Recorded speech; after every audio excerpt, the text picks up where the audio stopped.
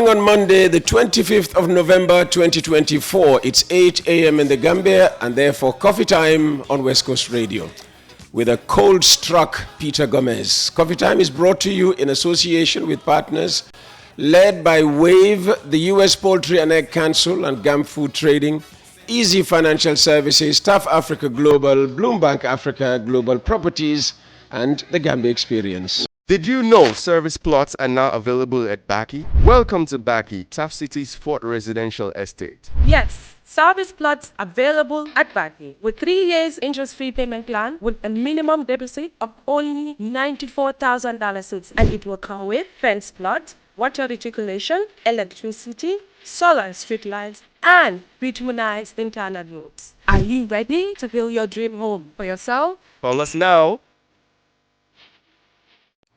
And coming up over the next 1 hour, is the Gambia's long wait for a new constitution about to come to an end?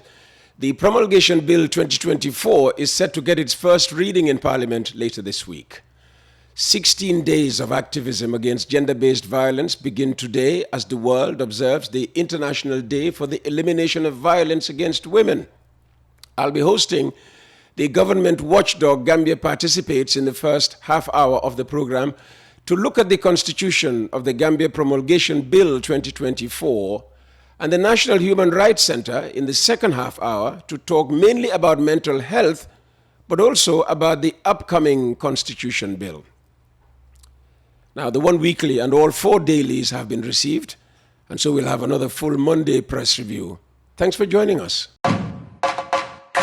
Have you heard of Cash Up? Cash Up Gambia is a mobile wallet app that allows you to pay utility bills, buy mobile credit, and send up to $300 to anyone for absolutely free. With Cash Up, you don't even need to have a smartphone to receive cash sent to you. You could use the code via text to cash in at any Cash Up location in the Gambia at any time of the day or night. Hustle free. Forget long queues to buy cash power or looking for a mobile credit vendor or even lining up at the bank. Cash Up is here to make any transaction possible with the movement of a thumb from the comfort of your home or anywhere you are. Download Cash Up Gambia on Google Play Store or iOS today for absolutely free and enjoy the lowest fee in the Gambia. Cash Up. Fast, secure, mobile money.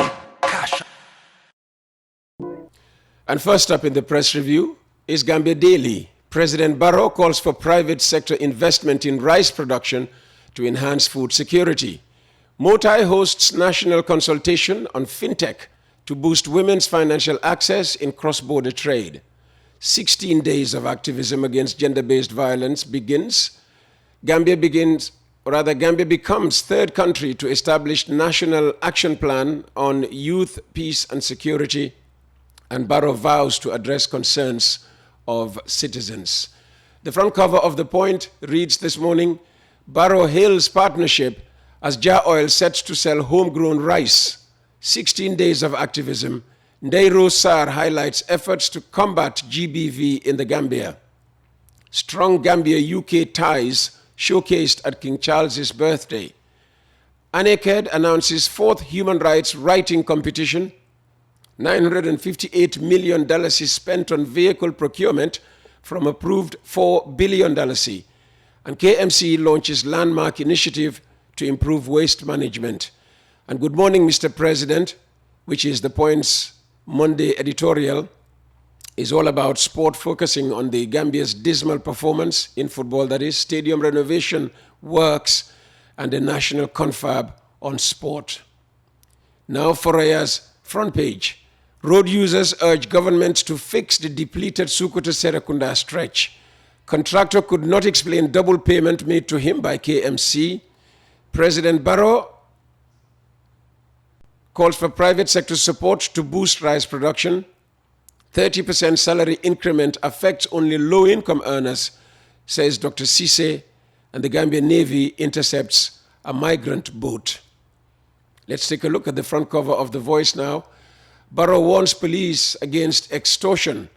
Skills acquisition among Gambian youth, electrical installation on the rise.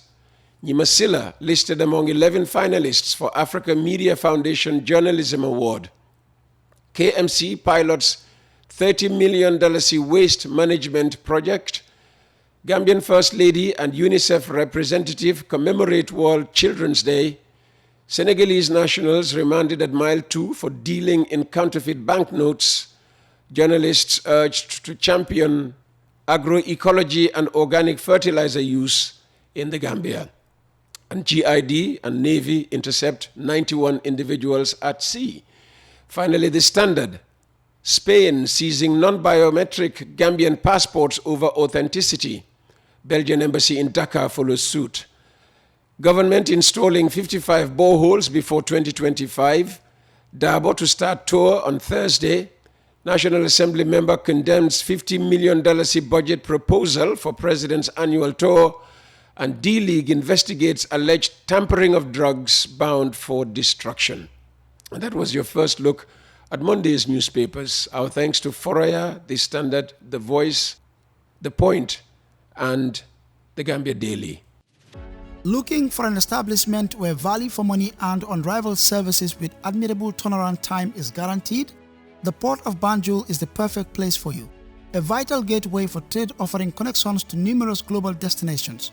With improved infrastructure combined with a flexible tariff, the Port of Banjul remains a vital node in maritime trade. Along with its dedicated workforce, efficient service delivery, technology-inspired innovation, and an impressive record in handling all types of cargo, the Port of Banjul is also widely acknowledged as one of the safest ports on the continent with no history of piracy. As a major player in the region's maritime trade, accounting for 90% of all imports and exports, we are more than just a transit point, but a vital cog in the global trade sphere. Come experience a hassle-free fast customs clearance inspired by our simplified trade documentation procedures, safe and efficient cargo and vessel handling. The Port of Banjul offers prompt, reliable and value-for-money service, and customer satisfaction is guaranteed. Online and on air, on Monday, the 25th of November, I am Peter Gomez. It's coffee time on West Coast Radio. The Constitution of the Gambia Promulgation Bill 2024, gazetted in mid-August, is making its way to the National Assembly for a first reading on Wednesday this week. The heavily altered document, based on a rejected 2020 draft, was met with heavy criticism by civil society groups and opposition political parties when it was published. One of the CSOs campaigning against the bill's passage is Gambia Participates, which is sponsoring conversation on the proposed charter here on Coffee Time throughout this week, starting, of course, with the organization's own views on the bill. And I'm joined this morning by Annetta Mahoney. She's the programs manager at Gambia Participates. Annetta, welcome to West Coast Radio.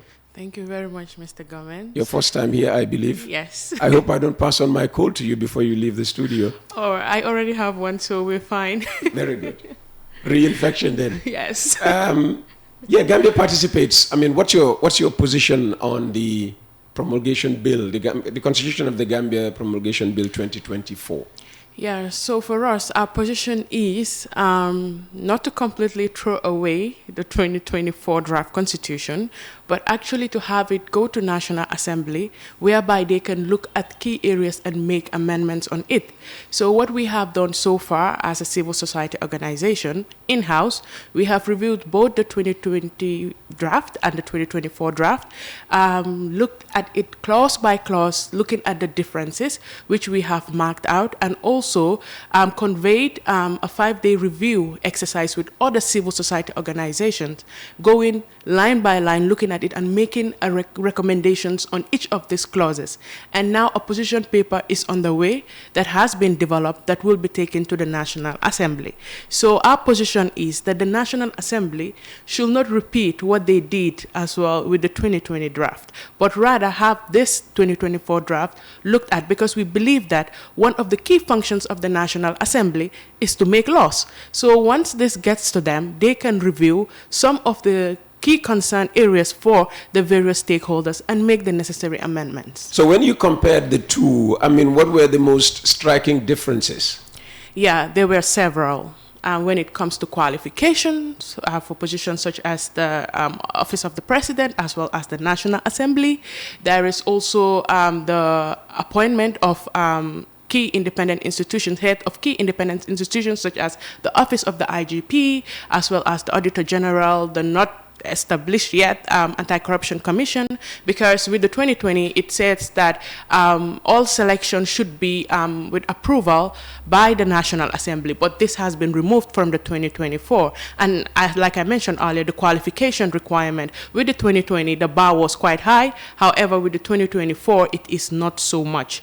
There's also the issue of political financing, whereby it mentions that with the 2020 draft, political parties should not receive funding or donations outside the Gambia and from other corporate bodies. However, with the 2024, this clause has completely been removed. So you can see that there are some key differences when it comes to, and which are of essence, and also coming again to the independence of the National Assembly, whereby the 2020 removed the power of the president nominating the 5 individuals. However, in the 2024, this has been removed. So these are among some of the key differences when it comes to the 2020 draft and the 2024 draft. Mm-hmm. And on the issues of the IGP, political party sponsorship, and also the nominations to parliament, people will say our democracy has been hailed the world over for almost 60 years, and it's because these 3 areas are as they are. I mean, we don't know what we are marching into by removing this. How would you, respond to that? Health, I mean, that is for another day, because that is someone's opinion. But what we believe in is that well, we've been praised by, the United States government, we've been praised by the UK, we've been praised by the UN systems and observers who have come here to observe our elections and pass judgment on our system of governance. Yes, praised, like I said, by others outside the Gambia. However, for us in the Gambia, I don't think that most of us praise the system, because what we feel like is separation of power is key to any democratic society. And definitely when it comes to the president nominating those 5 individuals, we do not see it very democratic. So that is one of the key areas. And like I mentioned also, when it comes to sponsorship from other corporate bodies or from maybe people outside the Gambia, there is an issue, because people would say that it creates a sort of a level that is not even for all political parties. Thereby, even though when we go to elections, conduction, it's free and fair, that they would say, but prior to elections, these are some areas that you would question, even sometimes the credibility of elections as well. So because elections, like we say, it's just not on elections day, but prior to elections. With some of the political parties, I mean, the level of influence that they have, they are obviously better than the others. So having all of the sponsorships, having also funds coming outside of the Gambia now creates a very imbalanced level playing field for political parties, which you would question again. So even though we have been praised by outsiders, like you say, but in-house, what we get from people, and I believe that this should be a constitution that resonates with exactly what Gambians want. And looking, and we have gone across as well the rural ends of the Gambia, we have discussed on some of these key areas, and believe me, most of the people that we have engaged with so far definitely are not in support of these areas that we are talking about, like nomination as well as political financing as well. Yeah. I didn't hear you talk about chapters that disappear in the 2024 draft that are in the 2020 draft, the chapter on integrity, for instance.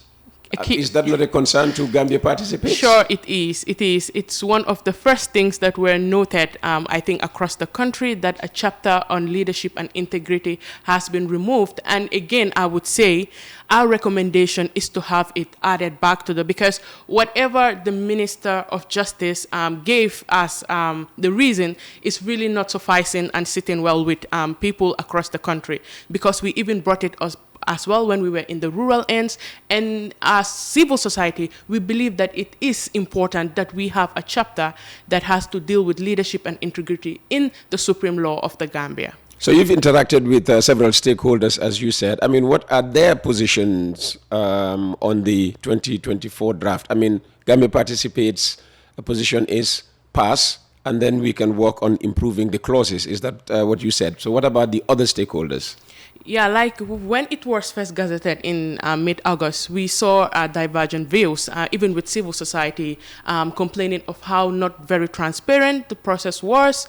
And we saw that as a reason for us to bring together civil society, because there were so many divergent views on things that were removed, how undemocratic the 2024 draft was. So hence the need for us to bring in civil society organizations. So that is why we did what we did with reviewing both the 2020 draft and the 2024 draft and bringing in civil society so that we could at least look at the areas that were removed that, would bring us so much misunderstanding and so much divergent views, so that people or civil society as well, starting from them, could know what the key differences are and what our recommendations would be. So that is what we have done. So I would say initially there were so many divergent views. Civil society, most of them, some even called for the rejection of the 2024 draft already. But now that we have been able to bring some or most of the civil societies, now at least we have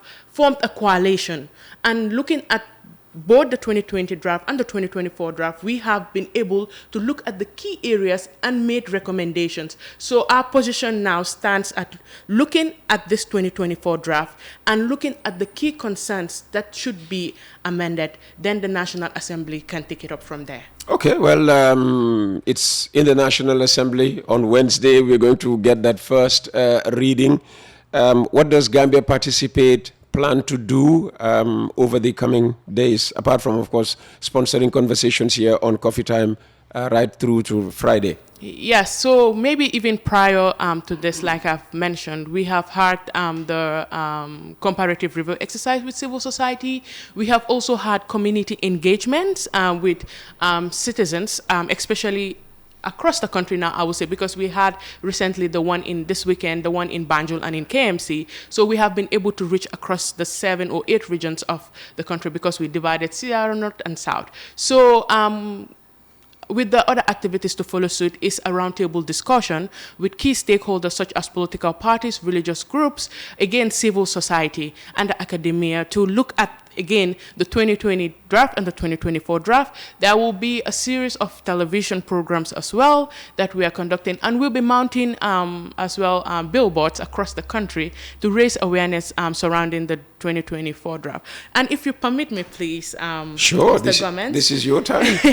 I would like to quote a certain individual in Farafenye who said something that, really had an impact on me as an individual. So he said, he goes, maybe I would just leave out the name.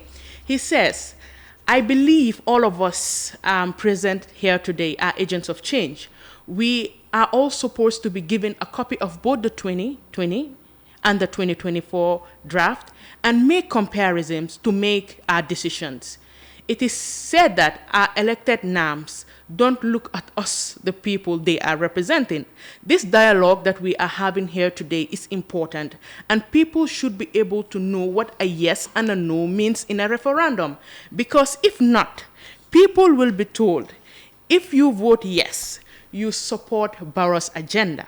And if you say no, you do not support Barrow's agenda. So this really was so important to me because I believe that people out there know exactly what they are talking about. All they need is the support. Like he is saying, they need to know what the differences are with the 2020 that was thrown away and the correct 2024 for them themselves to be able to make the necessary amendments on their end and make recommendations as a country. But usually, as civil society, we just go to them and tell them, this is what the 2024, without even giving them the opportunity to know what the key differences are between the 2020 and the 2024 draft. And I think us going there and being able to list out these key differences really help them. And this is what Gambians are yearning for, that not all of them in the rural areas are there and not learned. There are some that are learned. And for those that are not learned, it is on us as civil society to do the needful by making the comparison and taking it down to their level and explaining it to them.